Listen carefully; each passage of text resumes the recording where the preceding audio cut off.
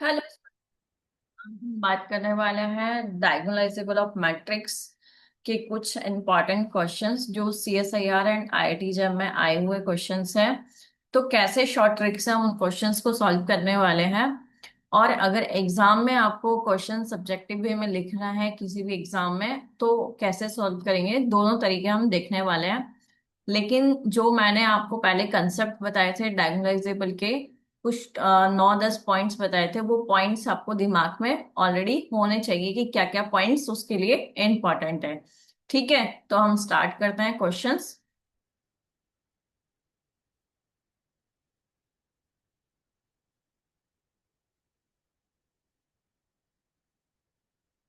तो first question देखो, अगर हमें कोई क्वेश्चन एग्जाम में लिखना है तो किस तरीके से हमारे पास क्वेश्चन होगा और किस तरीके से हमें उसको सॉल्व करना है।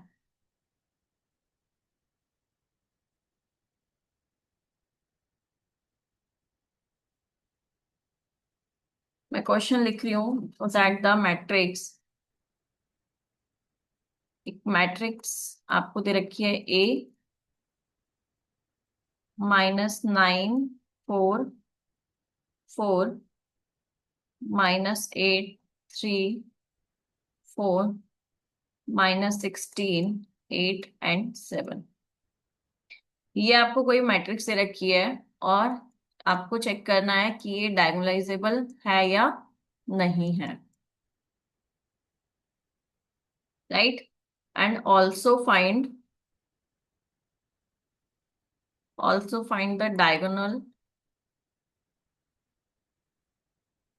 Diagonal form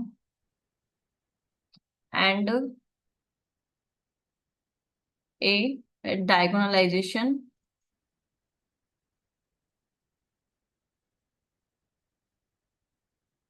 matrix B। Right. तो ये हमें क्वेश्चन दिया हुआ है तो हमें देखना है कि ये मैट्रिक्स जो है वो डायगोनलाइजेबल है या नहीं है, ये हमें चेक करना है। तो देखो कैसे सॉल्व करेंगे, ये तरीका हमें पता है कि कैसे सॉल्व करते हैं। जो मैट्रिक्स हमें गिवन दे रखी है तो कंडीशन हमें पता है क्या होती है, P inverse AP is equals to D। Right. ये कंडीशन आपको पता होना चाहिए अगर आप किसी भी एग्जाम में क्वेश्चंस को लिख रहे हो। अगर आप कोई भी यूनिवर्सिटी या कॉलेज के स्टूडेंट हो तो उसको एक सब्जेक्टिव वे में किस तरीके से लिखना है स्टेप बाय स्टेप। तो फर्स्ट आपको मैट्रिक्स दे रखी है, हमें सबसे पहले मैट्रिक्स निकालनी है कौन सी, पी मैट्रिक्स। अब पी मैट्रिक्स हमने ऑलरेडी बताया था कि पी मैट्रिक्स क्या होती है, कि जो मैट्रिक्स है उसके जो आइगन वेक्टर्स होंगे उससे हमें एक मैट्रिक्स मिलेगी पी मैट्रिक्स। तो सबसे पहले तो इसके आइगन वैल्यूज देख लेते हैं। तो कैरेक्टरिस्टिक इक्वेशन क्या बनेगी हमारे पास, a minus lambda of I का determinant is equals to 0। Right. और कैरेक्टरिस्टिक इक्वेशंस को जब हम सॉल्व करेंगे तो हमारे पास डायरेक्ट आप याद रख सकते हो इसको, क्यूबिक फॉर्म के लिए फॉर्मूला होता है -λ is plus trace A lambda square minus M11 plus M22 plus M33। ये सब क्या है, माइनर है। मल्टीप्लाई में क्या हो जाएगा लैम्डा और प्लस का determinant of a is equals to 0। Right. तो अगर आपके पास एग्जाम में कोई भी क्यूबिक इक्वेशन आती है तो आप इस स्टेटमेंट को देख सकते हो, सॉल्व कर लो। तो सबसे पहले तो हम यहाँ पे निकाल लेंगे कि ट्रेस ऑफ ए मैट्रिक्स क्या होता है। ट्रेस ए का मतलब होता है जो डायगोनल के एलिमेंट है उनका एडिशन। तो -9 +3 एंड +7 कितना हो गया, ट्रेस हो गया इसका 1। तो यहां से कितना निकलेगा, -λ³ प्लस ट्रेस हो गया हमारा 1, तो ये हो गया लैम्डा स्क्वायर माइनस M11। तो माइनर निकालना है, M11 का मतलब है first row and first column को यहाँ पे छोड़ दो। तो यहाँ पे वैल्यू क्या बनेगी, 3 4 8 7। तो M11 की वैल्यू कितनी आ रही है, 7 3 का कितना हो गया 21, और यहाँ से हो गया 8 4 जा कितना हो गया 32। ठीक है। तो यहां से जब इसको सब्ट्रैक्ट करोगे तो आपके पास वैल्यू आएगी कितनी, -11।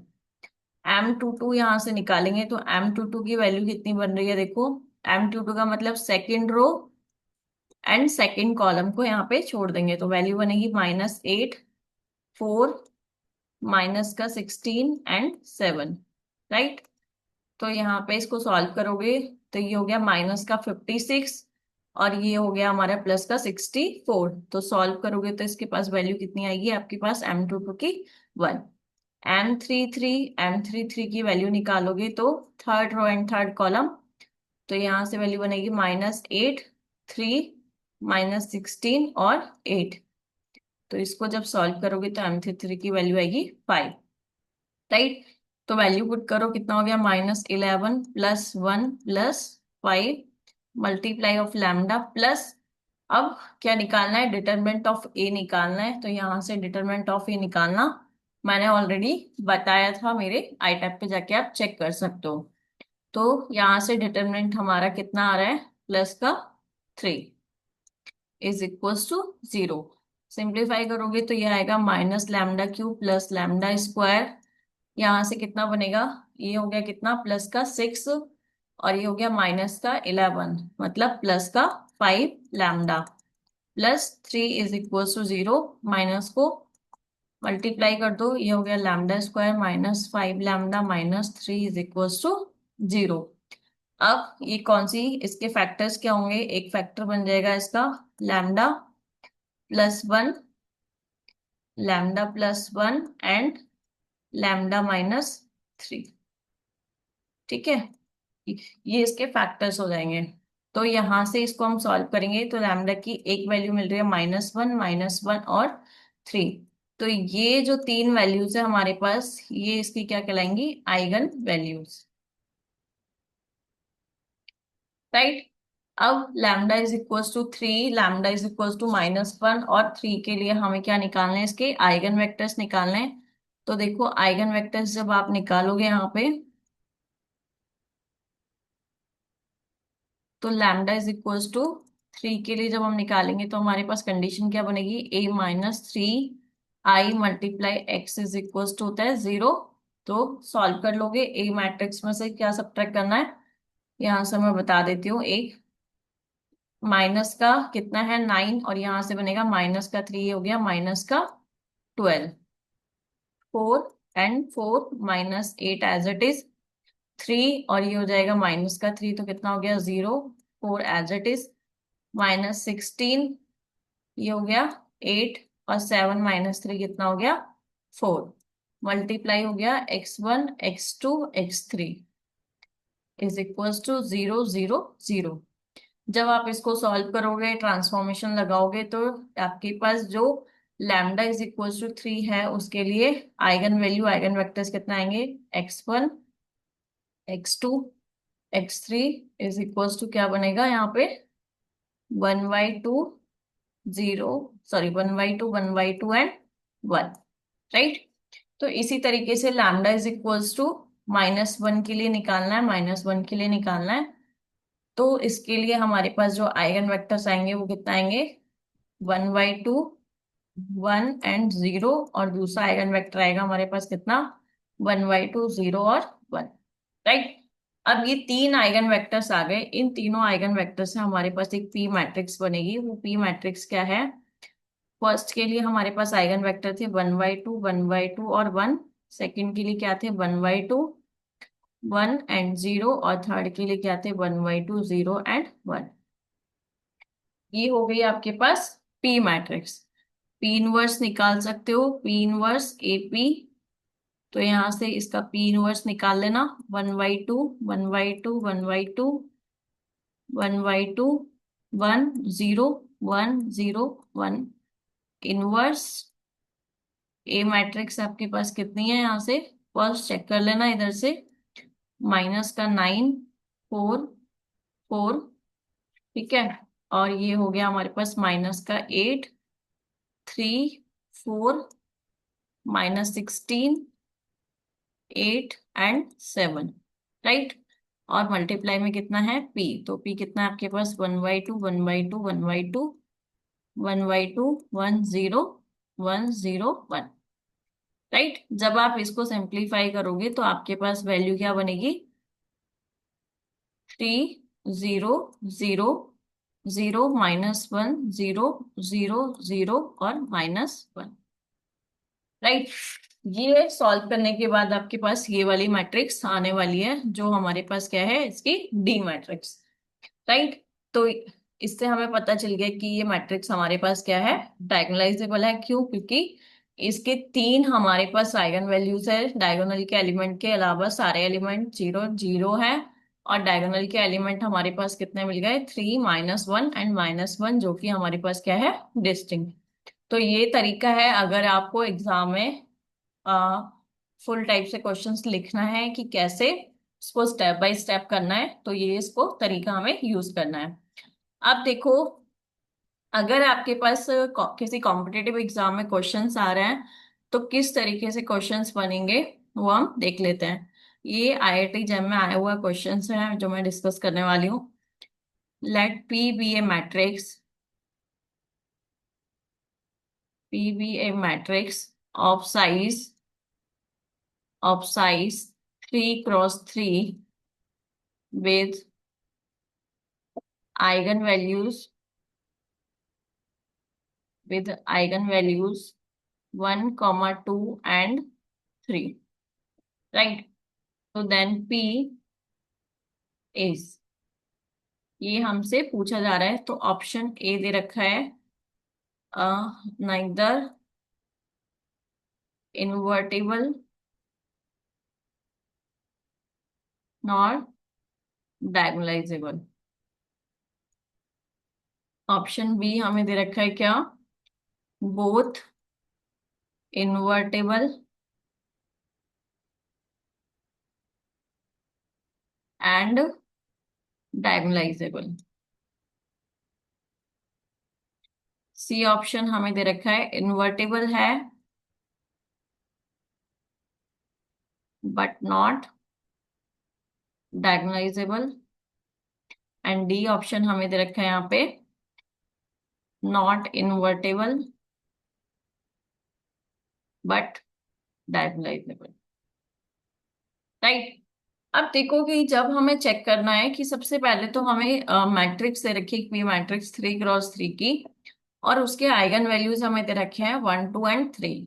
तो जो हमारा स्टेटमेंट है, सबसे पहले हम चेक करेंगे कि उसके जो पॉइंट्स है वो क्या क्या दे रखे हैं ऑप्शन। सबसे पहले दे रखा है नाइदर इन्वर्टिबल और नॉट डायगोनलाइजेबल। इन्वर्टिबल है बट डायगोनलाइजेबल नहीं होगी, नॉट इन्वर्टिबल होगी बट डायगोनलाइजेबल होगी। तो सबसे पहले देखो, हमें जो आइगन वैल्यूज है वो देखो डिस्टिंक्ट है, 1 2 एंड 3, तीनों आइगन वैल्यूज डिस्टिंक्ट है। तो इसका मतलब ये तो हो गया कि जो हमारे पास मैट्रिक्स है वो क्या होगी, डायगोनलाइजेबल होगी। राइट, अब ये तो हमें पता चल गया, तो फर्स्ट में, और फर्स्ट पॉइंट तो गलत हो गया हमारा, सेकंड पॉइंट भी हमारा गलत हो गया। अब हमें चेक करना है ऑप्शन बी और डी में से। ऑप्शन बी में भी क्या है, डायगोनलाइजेबल है, ऑप्शन डी में भी डायगोनलाइजेबल है। अब बी और डी में से कौन सा करेक्ट होगा, क्योंकि मैट्रिक्स डायगोनलाइजेबल है।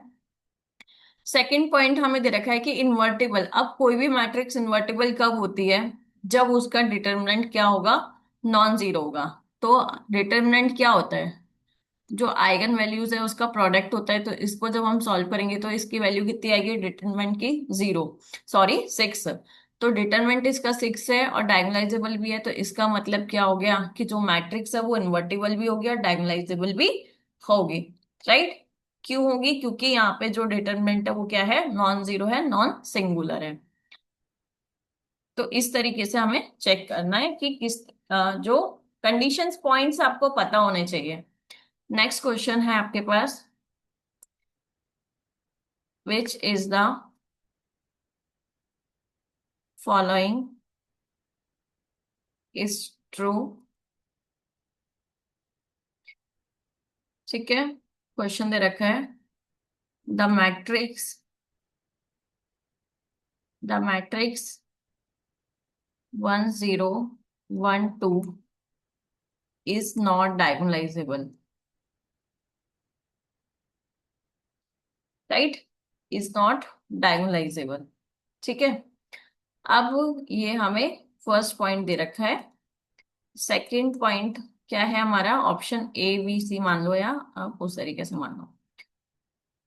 1 5 0 and 2 इज डायगोनलाइजेबल। ऑप्शन सी हमें दे रखा है द मैट्रिक्स 1 1 0 1 इज डायगोनलाइजेबल, और ऑप्शन डी हमें दे रखा है नन ऑफ देम। तो सबसे पहले क्वेश्चन देखो, ये हमसे पूछ रहा है कि कौन सा स्टेटमेंट ट्रू है। तो फर्स्ट स्टेटमेंट की बात करते हैं कि the matrix 1 0 1 2 is not diagonalisable. तो भाई ये स्टेटमेंट जो दे रखा है इसने गलत दे रखा है, क्योंकि ये डायगोनलाइजेबल है। इसका डिटरमिनेंट अगर हम चेक करेंगे तो ये सॉरी, इसकी जो आइगन वैल्यूज है वो क्या है? डिस्टिंक्ट है। तो दो आइगन वैल्यूज है, एक 1 है और 2 है, तो ये डायगोनलाइजेबल होगी। सेकंड देखिए, इसकी जो आइगन वैल्यूज है वो हमारे पास क्या है? 1 and 2, तो ये हमारे पास डायगोनलाइजेबल होगा, ये करेक्ट आंसर है। थर्ड हमें दे रखा है कि इसकी जो डायगोनलाइजेबल, अब इसमें देखो इसके जो आइगन वैल्यूज है 1 and 1, तो ये हमारे पास नॉट डायगोनलाइजेबल होगा, क्योंकि रिपीटेड हो रही है। और रिपीटेड हो रही है तो आप इस तरीके से भी चेक कर सकते हो। ये दूसरा पॉइंट मैंने बताया था आपको, एएम और जीएम वाला, राइट? तो इसके लिए एएम कितना होगा? 1 के लिए कितना होगा? 2 होगा। तो जीएम हमें चेक करना पड़ेगा इसकी नलिटी से, राइट? एंड फोर्थ ऑप्शन तो गलत है ये, तो इसका ऑप्शन हमारे पास क्या आएगा? डी, बी ऑप्शन आएगा, कि जो मैट्रिक्स दे रखी है वो क्या है? डायगोनलाइजेबल। ठीक है। क्वेश्चन देखो थर्ड, ये हमारा जो क्वेश्चन आया हुआ था वो टीआईएफआर में आया हुआ था। अब जो मैं क्वेश्चन लेके आ रही हूँ वो हमारा आया है आईआईटी जेम में। Let P be n×n idempotent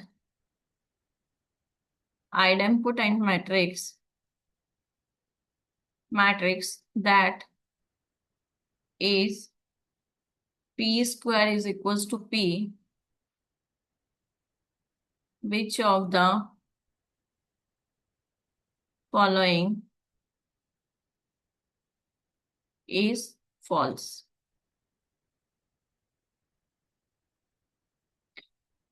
question दे रखा है कि P कोई भी एक n×n की आइडेम्पोटेंट मैट्रिक्स है, तो हमें चेक करना है कि कौन सा स्टेटमेंट गलत है। तो पहला स्टेटमेंट क्या बोलता है कि P का जो ट्रांसपोज है is idempotent.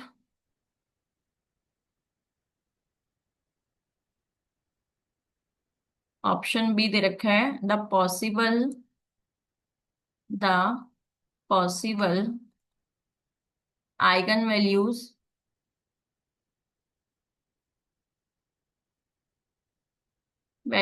Of P are 0 1 0 और 1।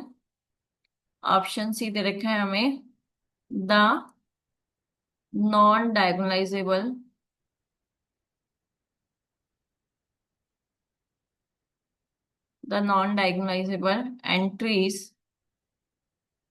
Entries of P can be 0। और ऑप्शन डी हमें दे रखा है क्या? There are there are infinite number of n×n non singular matrix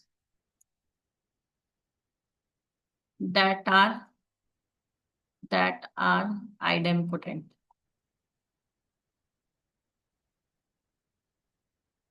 ठीक है। अब देखो कि 4 पॉइंट्स हमें दे रखे हैं। फर्स्ट पॉइंट हम क्या बोल रहे हैं कि कौन सा स्टेटमेंट हमारा गलत है। तो पी का ट्रांसपोज इज आइडेम्पोटेंट, ये हमारा करेक्ट आंसर है। The possible eigen values of P is 0 और 1 हो सकते हैं। Non diagonalizable entries P can be 0 हो सकती है। अब फोर्थ पॉइंट हमें क्या बोल रहा है? There are infinite number of n×n non singular matrix that are idempotent matrix. अब देखो सबसे पहले जब हम बात कर रहे हैं इसका मतलब क्या हो गया, नॉन सिंगुलर का मतलब हो गया कि जो मैट्रिक्स है वो उसका डिटरमिनेंट हमारे पास क्या होगा, जीरो नहीं होगा। ठीक है, इसका मतलब हो गया कि मैट्रिक्स कैन नॉट बी क्या होगी, नॉन सिंगुलर। कैसे हो सकती है, अगर मान लो कि हमारे पास one of the eigenvalues क्या आ गई, जीरो आ गई, राइट। जैसे क्योंकि जो आइडम पोटेंट है वो मैट्रिक्स क्या बोलती है, मैंने मान लो यहाँ पे lambda square is equal to ले लिया लैम्डा, राइट। तो इसको जब मैं सॉल्व करूंगी तो मेरे पास क्या आ गया, लैम्डा स्क्वायर माइनस, सॉल्व करूंगी तो क्या बनेगा, lambda minus one is equal to zero, lambda is equal to zero, lambda is equal to one. तो यहाँ पे लैम्डा की जो एक आइगन वैल्यू है वो मेरे पास क्या मिल रही है, जीरो मिल रही है, राइट। तो ये तो हमें पता हो गया कि जब लैम्डा की वैल्यू हमारे पास क्या हो गई, जीरो हो गई, तो वो तो भाई सिंगुलर हो गया ना, तो नॉन सिंगुलर तो रहा ही नहीं मैट्रिक्स। इसका मतलब ऑप्शन डी है, ऑप्शन डी हमारे पास क्या है, इसका करेक्ट आंसर है, क्योंकि ये स्टेटमेंट गलत है, राइट। नेक्स्ट इज, कोई मैट्रिक्स आपको दे रखी है, let A is equals to 3 0 0 0 1 1 0 1 1 and p is equals to, हमें दे रखा है क्या, 0 0 1 1 1 0 -1 1 0। ठीक है, if a is equals to p inverse dp, then the matrix then the matrix d is equal to, ये हमारा वही सी एस आई आर में आया हुआ क्वेश्चन है, C S I R NET में आया हुआ क्वेश्चन है। तो इसके लिए ऑप्शंस दे रखे हैं हमें, ऑप्शन ए दे रखा है 1 0 0 0 2 0 0 0 3, ऑप्शन बी दे रखा है हमें 1 0 0 0 3 0 0 0 2, ऑप्शन सी क्या दे रखा है हमें, 0 0 1 0 1 0 0 0 2, राइट। यहाँ से हो गया 0 0, और ऑप्शन डी दे रखा है हमें क्या, 0 0 0 0 2 0 एंड 0 0 3। अब देखो कि यहाँ पे हमें क्वेश्चन क्या दे रखा है कि ए मैट्रिक्स से रखी है और एक पी मैट्रिक्स से रखी है, और हमसे बोला जा रहा है कि डी मैट्रिक्स क्या होगी। तो सबसे पहले तो जो मैट्रिक्स ए है उसके जो आइगन वैल्यूज है वो चेक कर लीजिए। तो इसके जो आइगन वैल्यूज है वो हमारे पास क्या है, 3 1 1, राइट। तो इन आइगन वैल्यूज का अगर हम ट्रेस देखें, इस आइगन वैल्यूज का अगर मैं ट्रेस देखती हूँ, तो ट्रेस मेरे पास क्या होगा यहाँ पे, 5, राइट। अब देखो कि हम सबसे पहले चारों मैट्रिक्स में देखेंगे कि चारों मैट्रिक्स में किसका ट्रेस 5 हो रहा है, जिसका ट्रेस 5 है वो हम देखेंगे फिर उसके बाद। तो फर्स्ट वाली मैट्रिक्स में अगर हम इसका ट्रेस देख रहे हैं, क्योंकि ये हमारे पास क्या है, एक डायगोनल मैट्रिक्स है, तो यहाँ पे इसका ट्रेस हो रहा है 6, तो ये तो वही स्टेटमेंट ही गलत हो गया। सेकंड वाले के अंदर भी क्या है, 6 है। अब थर्ड वाले के अंदर हम चेक करेंगे कि सबसे पहले इसका जो ट्रेस है वो कितना है, हमारे पास 3 है, और इसके अंदर जो ट्रेस है वो हमारे पास कितना है, इसका 5 है। तो फर्स्ट ऑप्शन गलत, सेकंड ऑप्शन गलत, और थर्ड भी गलत ऑप्शन है। एक तरीका तो आपका ये है। अब देखो, ये हमने क्यों इसका ट्रेस चेक किया है, क्योंकि हमें पता है कि जो हमारा स्टेटमेंट है वो क्या होता है, P inverse AP is equals to होता है डी, राइट। और इसने हमें रखा तो डी मैट्रिक्स किसके बराबर होगी, ए मैट्रिक्स के बराबर होगी, मतलब जो ए मैट्रिक्स का ट्रेस होगा वही क्या होगा, डी मैट्रिक्स का ट्रेस होगा। तो यहाँ पे ए मैट्रिक्स का ट्रेस कितना है, 5 है, तो डी मैट्रिक्स का ट्रेस भी कितना हो जाएगा यहाँ से, 5, राइट। ये सी एस आई आर में आया हुआ क्वेश्चन है हमारा। एक और क्वेश्चन देख लेते हैं।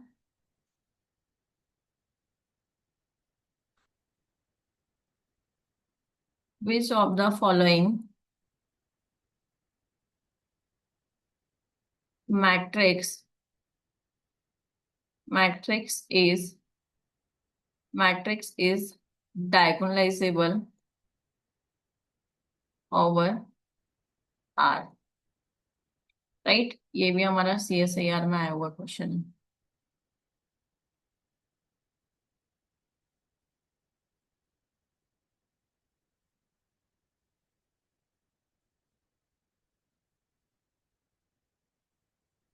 ऑप्शन देखो क्या दे रखा है। ऑप्शन ए है हमारे पास 1 1 0 0 2 0 0 0। ऑप्शन बी क्या है? 1 1 0 0 2 1 0 0 3। ऑप्शन सी है हमारे पास 1 1 0 0 1 0 0 0 2। और ऑप्शन डी दे रखा है हमें क्या? 1 0 1 0 2 0 0 0 3। अब सबसे पहले देखो कि ये क्वेश्चन क्या बोल रहा है। ये हमसे बोल रहा है कि विच of the following matrix is not diagonalisable. कौन सी मैट्रिक्स हमारे पास डायगोनलाइजेबल नहीं होगी ओवर आर पर। तो सबसे पहले डायगोनलाइजेबल अगर आपके पास ऑप्शन आ गया तो सबसे पहले तो हम उसकी क्या चेक करेंगे? आइगन वैल्यूज चेक करेंगे। तो फर्स्ट वाले के जो आइगन वैल्यूज है वो क्या है? 1 2 एंड 1। तो वही देखो यहाँ पे हमारे पास दो आइगन वैल्यूज क्या हो रहे हैं? रिपीट हो रहे हैं। तीन आइगन वैल्यूज है, दो आइगन वैल्यू रिपीट हो रहे हैं, एक आइगन वैल्यू क्या है हमारे पास? डिस्टिंक्ट है। तो ऑप्शन बी में देखो, ऑप्शन बी में तीनों आइगन वैल्यूज हमारे पास क्या है? इसका 1 2 एंड 3। और ऑप्शन डी में भी हमारे पास आइगन वैल्यूज क्या है? तो ये तो हमारे पास क्या हो गए भाई? डायगोनलाइजेबल हो गए दोनों। ठीक है, तो ये तो ऑप्शन ही गलत हो गए यहाँ पे। जो स्टेटमेंट पूछ रहा है स्टेटमेंट के हिसाब से ही हमारी ऑप्शंस क्या हो गए? गलत हो गए। क्योंकि जो मैट्रिक्स हमारे पास बी और जो डी मैट्रिक्स है वो हमारे पास क्या है? डायगोनलाइजेबल है। अब ऑप्शन ए और ऑप्शन बी में हम सी में देखते हैं। ऑप्शन ए के जो हमारे पास क्या है आइगन वैल्यूज है वो भी 1 2 1 है, और इसके भी क्या है आइगन वैल्यूज 1 1 2 है। लेकिन ऑप्शन ए हमारे पास क्यों गलत है? ये भी मैट्रिक्स हमारे पास डायगोनलाइजेबल होगी, रिपीट हो रही है लेकिन डायगोनलाइजेबल होगी। क्योंकि ये हमारे पास किस तरीके से बनेगा? λ-1, λ-2, λ-1। मतलब अगर आपके पास दोनों वैल्यू रिपीटेड अगर एक साथ आ जाए, एक ही कंडीशन में एक ही सीक्वेंस में अगर आ जाती है तो वो डायगोनलाइजेबल नहीं होती, अदरवाइज वो डायगोनलाइजेबल होगी। राइट, तो यहाँ पे जो मैट्रिक्स है 1 2 1, ये क्या है? ये 1 इस पोजीशन पे और ये 1 इस पोजीशन में, मतलब इन दोनों के बीच में एक डिस्टिंक्ट आइगन वैल्यू मिल रहा है। लेकिन यहाँ अगर हम देख रहे हैं तो यहाँ हमारे पास क्या मिल रहा है? सेम पोजीशन में मिल रहा है, मतलब 1 यहाँ पे मिल रहा है, 1 यहाँ पे मिल रहा है। इसका मतलब हो गया कि ये जो मैट्रिक्स है ये हमारे पास क्या होगी? डायगोनलाइजेबल नहीं होगी। ठीक है, तो इसका मतलब क्या हो गया कि स्टेटमेंट क्या बोल रहा है हमसे कि कौन सी मैट्रिक्स डायगोनलाइजेबल नहीं होगी? तो हमारे पास ऑप्शन कौन सा आएगा?